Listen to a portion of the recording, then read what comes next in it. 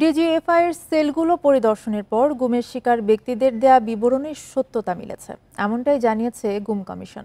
শুধু তাই নয়, সংস্থাটি তাদের সেলের কিছুটা পরিবর্তন ও আলামত নষ্ট করেছে বলে দাবি করেছে গুম সংক্রান্ত কমিশন অফ ইনকোয়ারি। এই বিষয়ে আলোচনা করতে রাজধানীর শাহিনবাগ থেকে আমাদের সঙ্গে যোগ দিচ্ছেন মায়ের ডাকের সমন্বয়ক সানজিদা ইসলাম তুলি। আপনাকে স্বাগত জানাচ্ছি ইন্ডিপেন্ডেন্ট সংবাদে। গুম সংক্রান্ত কমিশন দাবি করছে ডিজিএফআই এর 20 থেকে 22টি সেল রয়েছে, যে সেগুলোর গুরুত্বপূর্ণ আলামত নষ্ট করে ফেলেছে এবং ফেলা হয়েছে। কিন্তু এই আলামত নষ্ট করার ফলে তদন্ত কি বাধাগ্রস্ত হবে? আমাদের সবসময় চাওয়া ছিল, যেটা আমরা যখন ভিকটিম ফ্যামিলিরা এই যে আপনারা জানেন 5ই অগস্টের পরে যখন কিছু মানুষ এরকম সিক্রেট ডিটেনশন সেল বা আয়না ঘর যেখান থেকে বের হয়ে এসেছেন, তখন তাদের যে বর্ণনা শুনেছি সেটার সাথে যে আমাদের ভয় ছিল যে তখন থেকে তাদের সাথে অতি সত্বর যোগাযোগ করা, যে মানুষগুলোকে যেন ফেরত পায় এবং এই যে জায়গাগুলা সেগুলোর সন্ধান যেন দেয়া হয় আয়না ঘরের।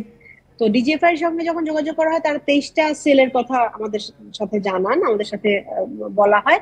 তো আপনি জানেন যে 5ই অগস্ট থেকে আজকে কিন্তু প্রায় 1.5 মাস সময় চলে গেছে। আলামত অবশ্যই এভিডেন্স গুলো অনেক বেশি ইম্পর্টেন্ট আমাদের জন্য, প্রত্যেকটা কেসের জন্য, প্রত্যেকটা জায়গার জন্য। বাট তৎকালীন সময়ে যেই টিমটা কাজে ছিল, তারা দায়িত্বরত ছিল, এটা তো অনেক বড় একটা মেকানিজম। তো আমার মনে হয় যে আরো কিছু অবশ্যই স্ট্রং এভিডেন্স, আরো প্রমাণ বা ব্যক্তি বা কেউ এটাতে ইনভলভমেন্ট ছিল যাদের ওই সময়টাতে, যে প্রশাসন দ্বারা করা হয়েছে, আপনি যদি বলেন র্যাব বলেন, ডিজিএফআই বলেন, অর সাদা পোশাকে বা ডিবির পোশাকে যেটাই বলেন, তৎকালীন সময়ে যারা কর্মরত ছিল, এই দায়টা আসলে তাদের উপরেই যায়, যেহেতু ঘটনার সময়কালটা আমরা জানি এবং ওই সময়ের যত ঘটনা তার কিন্তু প্রত্যেকটারই আই উইটনেস আছে। তো সেই ভিত্তিতে আমার মনে হয় নিজেদের বাঁচানোর জন্য তারা তো কিছু এভিডেন্স, অনেকটা সময় গেছে, সবাই চেষ্টা করবে, কারণ এটা বিচার বহির্ভূত ভাবে করা হয়েছে এবং ইলিগালি ল এনফোর্সমেন্ট এজেন্সিকে এনগেজ করে রাষ্ট্রীয় বাহিনী দ্বারা করা হয়েছে। তো সবাই, আমার মনে হয় যে আমরা তখন থেকে এখনো বুঝতে পেরেছিলাম, এটা আশঙ্কা করেই কিন্তু বারবার দেখতে চাওয়া এবং জানতে চাওয়া প্রথম দিন থেকেই, যে আয়নাঘরের মতো যতগুলো সিক্রেট ডিটেনশন সেল আছে সেটা যেন মানুষের কাছে উন্মুক্ত করা হয় এবং এখানে কোনো মানুষ আদৌ এখনো পর্যন্ত রয়ে গেছে কিনা তাদেরকে যেন ফেরত দেওয়া হয়। এতগুলা মানুষ যারা নিখোঁজ আমরা বলি, এটা কোথায়, সেক্ষেত্রে এটা তো আসেনি। যেহেতু এসব সেলের আলামত নষ্ট করা হয়েছে, সেক্ষেত্রে এই আলামত নষ্টকারী যারা রয়েছেন, আপনি যেটা বলছিলেন যে এই দায় যাদের উপর যায়, তাদের বিরুদ্ধে কি ব্যবস্থা নেওয়া যেতে পারে?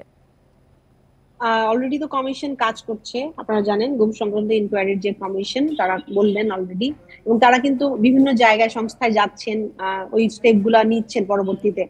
তো প্রত্যেকটা কেসের যখন ইনভেস্টিগেশন নিরপেক্ষ ভাবে হবে, তখন কিন্তু অটোমেটিক্যালি আসলে আহ তাদেরকে আনা হবে, জিজ্ঞাসাবাদের আওতায় আনা হবে, জানা হবে এর পিছনে কে ছিলেন, কারা কারা জড়িত ছিলেন, এবং তখন সেখান থেকেই জানা যাবে ঘটনাক্রমে যে কি হয়েছে, ভিকটিম যে যে গুম হয়েছিল, যাকে তুলে নেওয়া হয়েছিল, বা কারা এটার সাথে আরো ইনভলভ ছিলেন। আমার মনে হয় সেখান থেকেই জানা যাবে।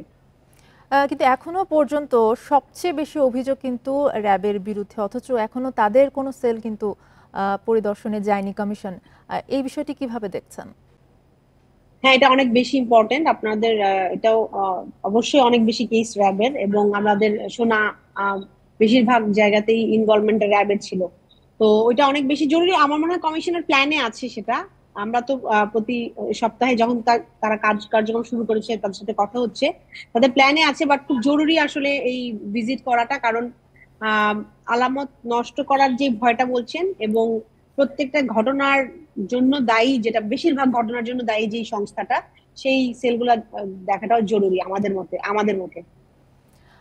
এখনো পর্যন্ত কিন্তু 400 অভিযোগ জমা পড়েছে, আগামী 10 দিনের মধ্যে আরো হয়তো বা পড়বে। এই 3 মাসের মধ্যে এসব অভিযোগ কি তদন্ত করা সম্ভব হবে?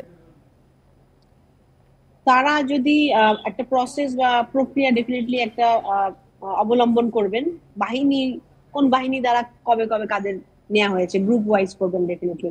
তো সেই ক্ষেত্রে আমরা চাবো যে অবশ্যই অতি দ্রুত সময়ের সাথে, কারণ আমরা এখন 1.5 মাসের মধ্যেই বুঝতে পারছি যে আলামত কিন্তু নষ্ট হয়ে যাচ্ছে, এবং আমরা আশঙ্কা করছি যে যদি যারা, আমরা জানি না মানুষগুলোর সাথে কি হয়েছে, তো সেই মানুষগুলোর সন্ধানের জন্য তো 3 মাসও আমি বলবো যে হ্যাঁ, যদি ঠিক মতো করা যায়, প্রক্রিয়া একটা ইফেক্টিভ প্রসেসের মধ্যে যদি ফেলা যায়, জি। তাহলে হয়তো বাহিনী কর্তৃক কোন বাহিনী সেইগুলা সেগ্রিগেট করে করে যদি করা যায়, তাহলে আমার মনে হয় আর আর ব্যাপ্তিকালটা তো আমরা জানি লাস্ট 15 ইয়ার্স, খুব বেশি কেসগুলা ইলেকশন পূর্ববর্তী সময়ে। তো ওইখানে কিছু ক্রাইটেরিয়া আছে যেগুলোতে যদি আমরা মনে হয় আলোকপাত করি, তাহলে সম্ভব, এবং সহজেই করা তদন্ত করা সম্ভবের চেয়েও সম্ভব হবে। জি। বেশি বেশি জরুরি যেটা করতে হবে, কারণ এর বাইরে আসলে অনেক বেশি সময় চলে যাবে। জি, আপনাকে অসংখ্য ধন্যবাদ আমাদের সাথে যুক্ত হওয়ার জন্য।